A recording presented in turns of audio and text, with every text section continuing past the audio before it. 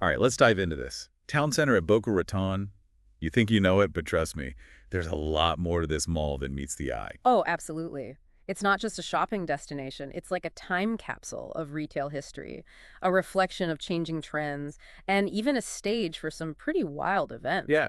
And we've got a whole pile of stuff to dig through, like old architectural plans, news articles from way back when, personal stories from people who've shopped there, even some crime reports that'll make your jaw drop. It's a fascinating mix for sure. Town Center Story really mirrors the ups and downs of malls across the country, how they've had to adapt and reinvent themselves to survive. For sure. For sure. But before we get ahead of ourselves, let's rewind to the beginning. Like, picture it.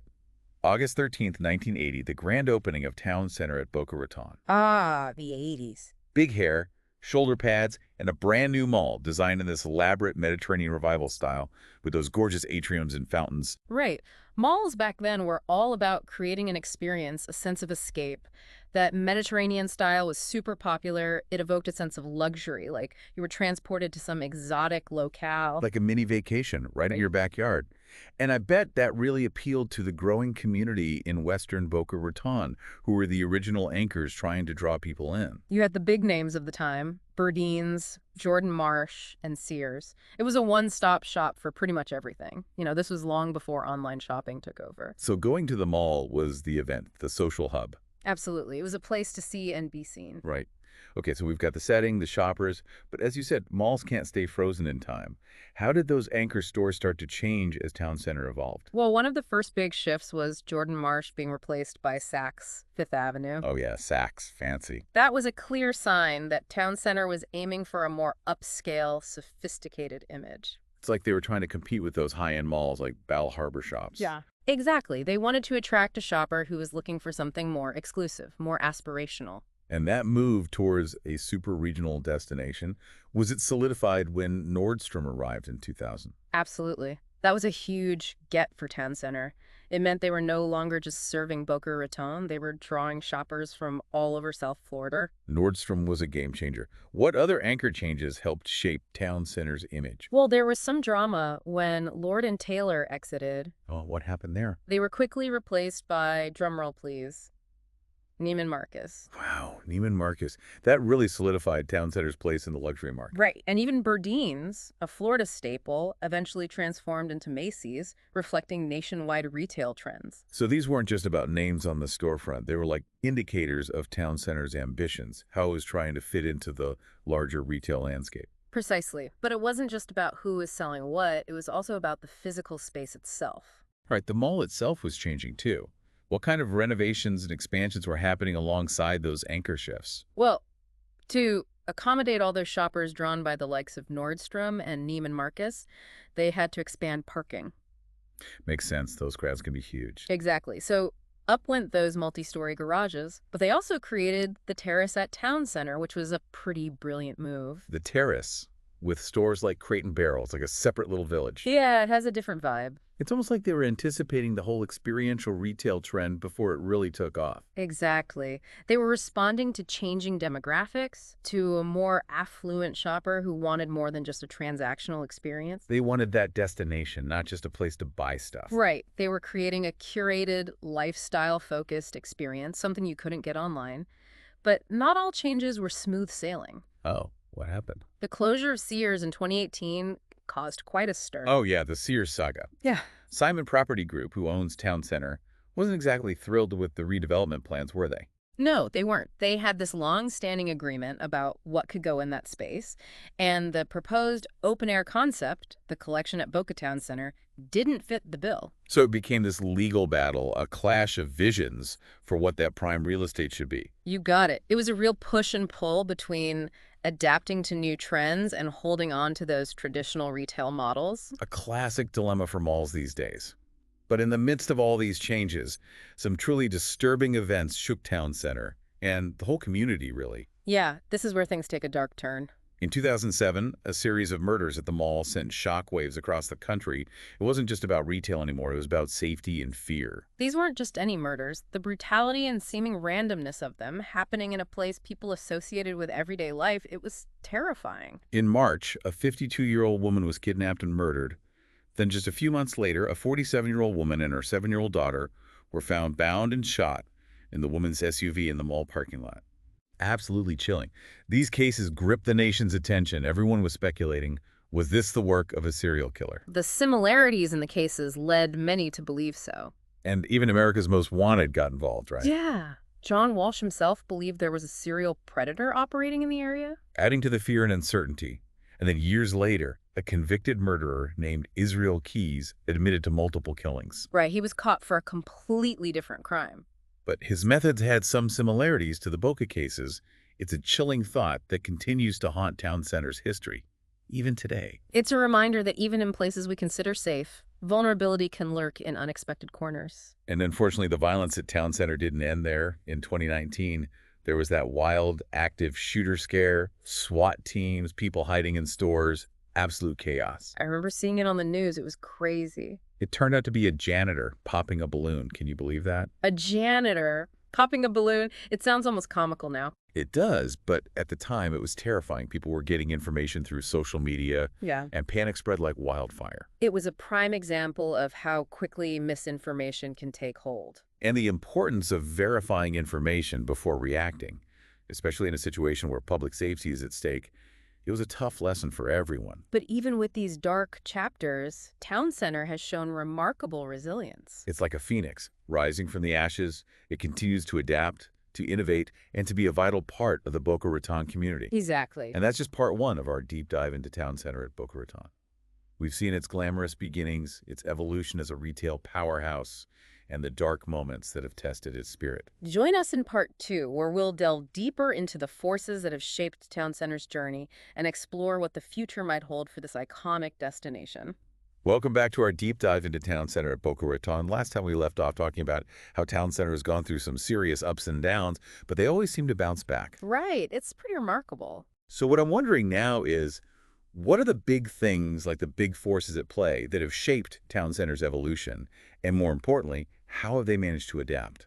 You know, that's a great question because it's impossible to talk about malls today without acknowledging, well, the elephant in the room, online shopping, e-commerce. I mean, it's fundamentally changed how we buy things. Oh, 100%. Like, I remember back in the day, a trip to the mall was like the event of the weekend.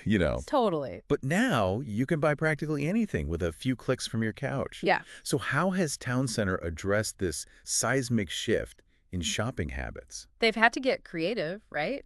Recognize that the experience itself had to change. Malls aren't just about transactions anymore. They're about creating destinations. Destinations. Yeah, places that offer something you can't get online. Okay, I like where this is going, but give me some specifics. What does that, like, evolution look like, practically speaking, in a place like Town Center? Okay, think experiential retail, like dining, entertainment, even community events. Malls are transforming into social hubs. Hello hubs, okay. Yeah, places to connect, be entertained, and yes, still shop, but in a more curated, engaging way. Right, so it's like they're becoming mini cities within cities. Yeah.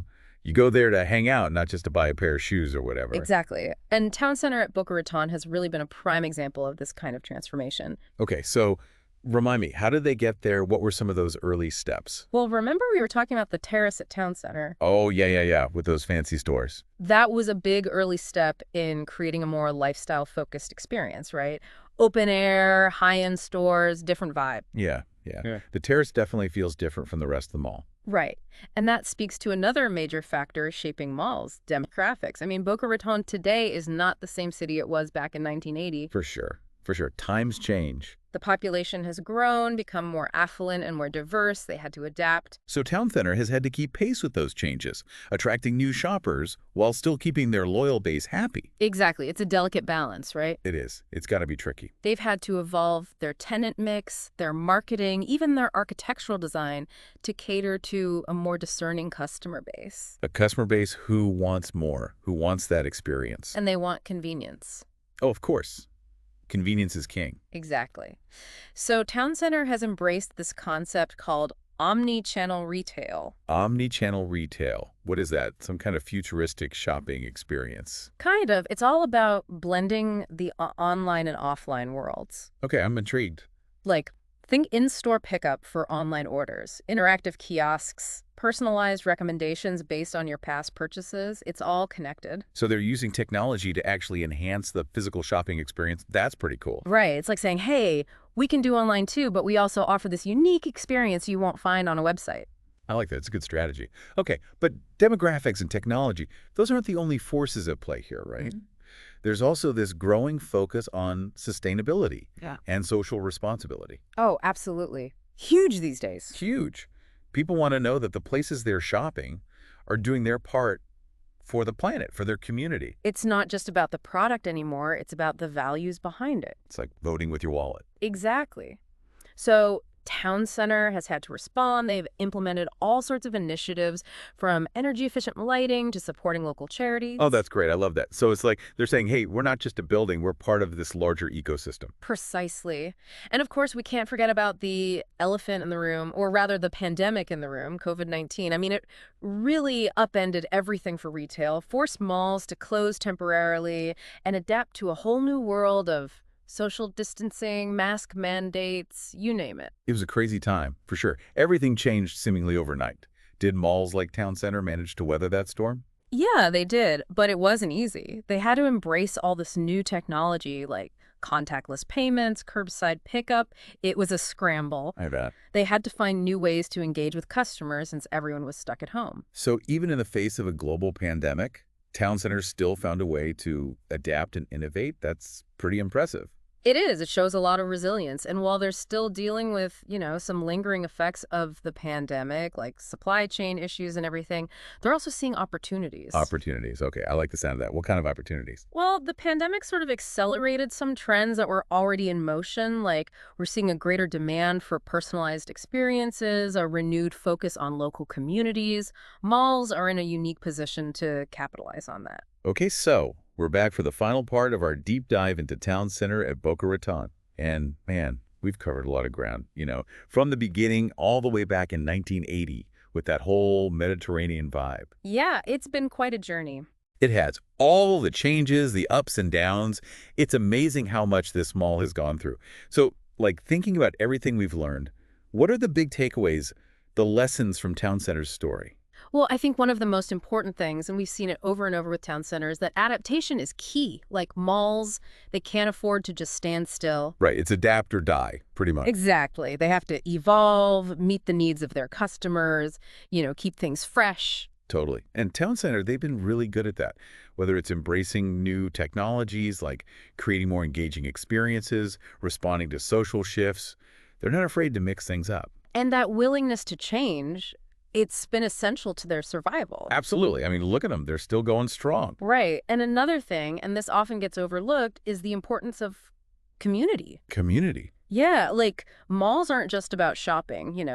They're social hubs, gathering places. They reflect the communities they serve. That's so true. Like, when I was a kid, going to the mall was like the thing to do on the weekend. Meet your friends, see a movie. Exactly. It was the heart of the community. And I think Town Center still embodies that spirit. It's a place where people come together. Yeah, and that sense of community, it's been huge for them, especially when you think about some of the tough times they faced, like those awful murders in 2007 and the active shooter scare. Oh, yeah. Those were difficult times for sure, but they pulled through. They did. They really showed their resilience. And it makes you realize how important that sense of community is, especially in times of crisis. And speaking of those events, it makes you think about the impact of the unexpected. Oh, yeah. Both good and bad. It's all part of Town Center's story. I mean, you have the arrival of these luxury retailers like Sure. Nordstrom, and then you have these tragic events. It's like life. Oh. It throws you curveballs. And Town Center has had to navigate all of it. They've had to reevaluate their priorities, think about security, the spread of misinformation. It's a lot to handle. And it's a reminder that, even in a place designed for fun and shopping, real life still happens. Absolutely. Real life finds you wherever you go. Yeah. So where does that leave Town Center now? What does the future hold for them in this crazy, ever-changing world? I'm actually pretty optimistic about Town Center's future. I think they have a solid foundation, a loyal customer base, and a track record of innovation. They've proven they can adapt, so that's a good sign. Right. But they'll need to keep doing that, keep anticipating the needs of shoppers, and embrace new technologies, stay ahead of the game. Okay, can't rest on your laurels, right? Got to keep Ah, pushing forward. exactly. And that's what makes it so exciting. Town center's journey, it's like a microcosm of what's happening with malls all over the country. It's this constant evolution. It's like they're a living, breathing thing, always adapting. Right. And it's a reminder that even in a world that's increasingly digital, these physical spaces, they still matter. They bring people together. They offer unique experiences. They're part of our communities. Exactly. It's about those shared experiences, the memories we make, the connections we forge. Those things are timeless. Well said. I think we've done a pretty thorough job here unpacking the history, the present, and the future of Town Center at Boca Raton. We've covered a lot of ground. It's been quite a deep dive, full of twists and turns. I feel like we've learned so much. Yeah, it's been a fascinating exploration, and I think it highlights the bigger picture. The challenges malls face, the ways they're adapting. It's all part of this larger story. It's the story of retail, the story of our communities, and even, in a way, it's the story of us, how we're constantly evolving. Absolutely. It's all interconnected. Well, I think that about wraps it up for our deep dive into Town Center at Boca Raton. Thanks for joining us on this journey. We hope you've enjoyed it and maybe learned a thing or two about this iconic destination and maybe even about malls in general. Until next time, keep exploring, keep learning, and keep diving deep into the world around you.